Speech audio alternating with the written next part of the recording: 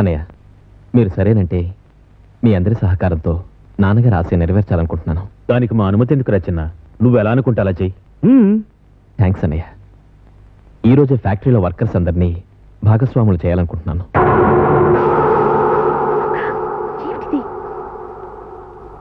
దీనికి మిస్సెస్ సురేష్ గారు కూడా ఒప్పుకుంటారనుకుంటాను. థ్యాంక్స్ పెళ్ళాం గారు. ఇక నుంచి మీరు ఫ్యాక్టరీకి రాకుండా ఇంట్లోనే రెస్ట్ తీసుకోండి.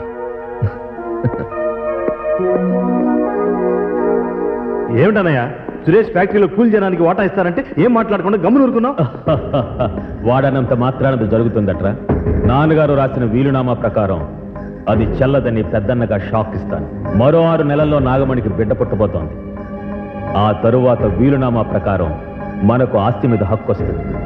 అంతే, అప్పుడు ఫ్యాక్టరీ అమ్మి వాటాలు పంచుకుంటాం. వాడికి వాడి కూలి జనానికి టాటా చెప్పి చంద్ర సుస్మిత అమెరికాలో సెటిల్ అవుతారు. మనం మరెక్కడైనా సెటిల్ అవుదాం.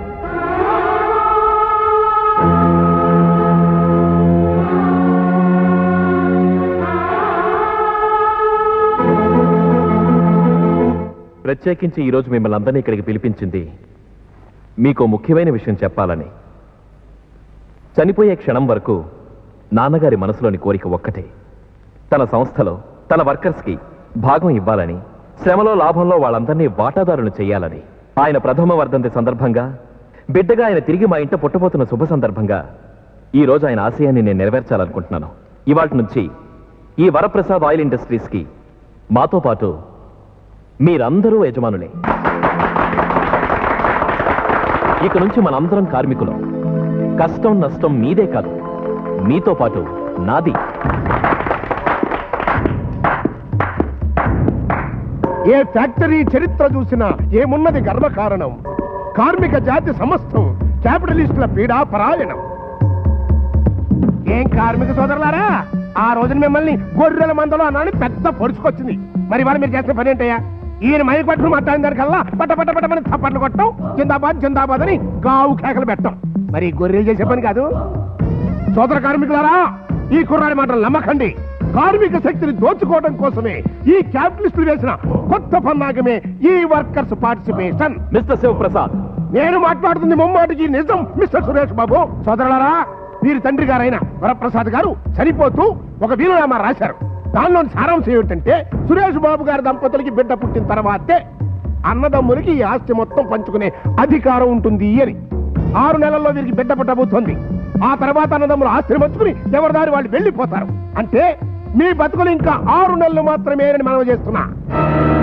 ఈ 6 నెలలు ఫ్యాక్టరీ రన్నింగ్ కండిషన్ లో ఉందని జనాన్ని నమ్మించడం కోసమని, మీరు బోనస్లు పెంచమని కానీ జీతాలు పెంచమని కానీ అడగకుండా ఉండటం కోసమని ఈ వర్కర్స్ పార్టిసిపేషన్ అనేటువంటి ఒక బిస్కెట్ ని మీ కార్మికుల మొహాన పడేశారు. మా నాన్నగారు వీలునామాలో అలాంటివేవి రాయలేదు. రాయలేదు అన్ను రాయలుగా చెప్తే సరిపోదు. 1 మినిట్ మొదలరా, ఇదిగోండి వారి నాన్నగారు రాసిన వీలునామా కాపీ. మీరు చదవండి.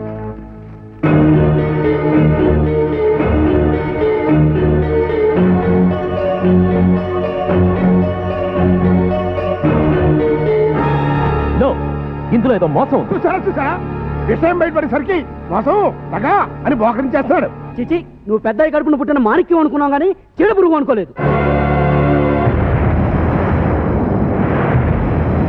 నువ్వు పోసిన గంజినీళ్లు తాగి బతికే వాళ్ళం బాబు మేము. అంతేగాని మేం కక్కిన కూడా కాసిపడే దరిద్రులు కావద్దు. ఆవు పాడి అన్నాళ్ళు, మీ ఐశ్వర్య అన్నాళ్ళు. ఏదో నాడు మా భార్య బిడ్డల ఉసురు తగిలి అది మొత్తం నాశనం అయిపోతుంది, సర్వనాశనం అయిపోతుంది.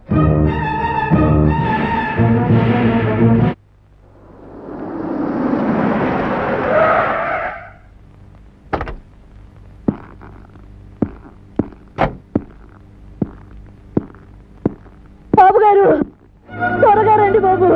ఈ దారుణం చూడండి బాబు, ఈ దారుణం చూడండి.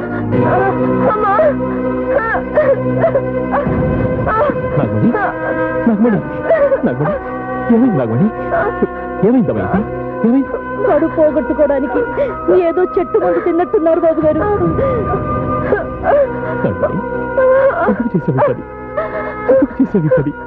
నాకు బిడ్డ పుడితే మీ అన్నలిద్దరూ ఆస్తి పంచుకొని ఎక్కడికో వెళ్ళిపోతారట. ఆనవాళ్ళకి నువ్వు ఇచ్చిన మాట తప్పినట్టయితుందని ఆడబిడ్డల సుఖం కోసం నా బిడ్డని చెప్పుకుంటా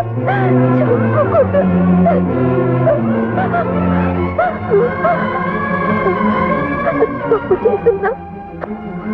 లేదు నాగమణి, లేదు. ఏ తల్లి చేయని త్యాగం చేసి అమ్మనే పదానికి నువ్వు కొత్త అర్థం చెప్పావు. నువ్వు దేవతవి నాగమణి, నువ్వు దేవతవి. బాబు గారు, రక్తం ఎక్కువ పోతుందండి.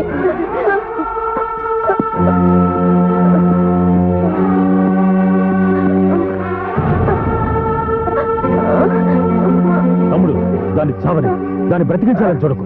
అది నాశనం చేసింది పిండాన్ని కాదురా, మా బతుకుల్ని. దాన్ని చావని. అన్నయ్య, పంతాలకి ఇది టైం కాదు.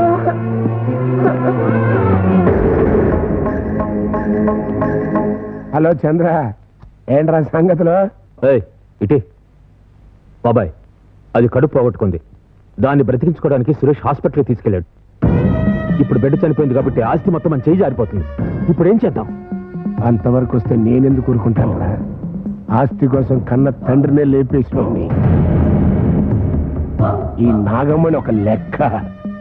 అవసరమైతే మొగుడు పిల్లల్ని ఇద్దరిని కలిపి లేపేస్తా. ఏమైందన్నయ్య?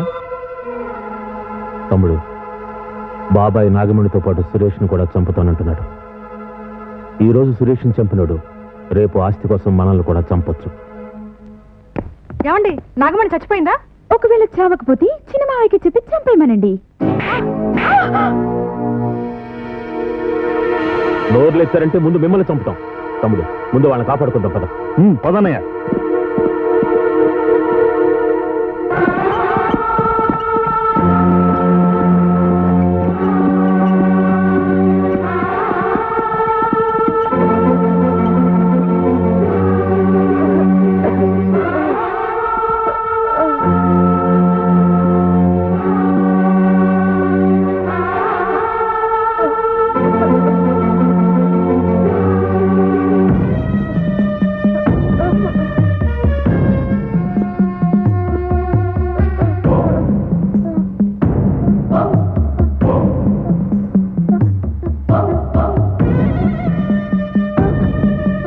నేనే డాక్టర్ శివప్రసాద్ని.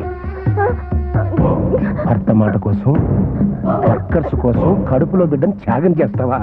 ఇప్పుడు నా కోసం నీ ప్రాణాలనే త్యాగం చేయి.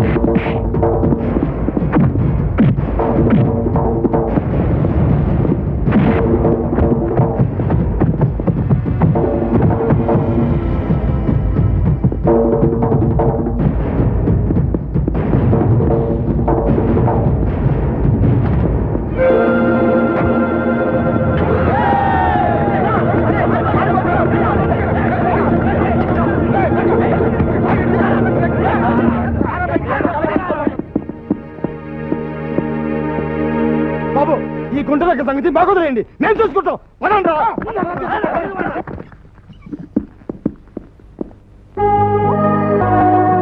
Nothing to worry, she's all right.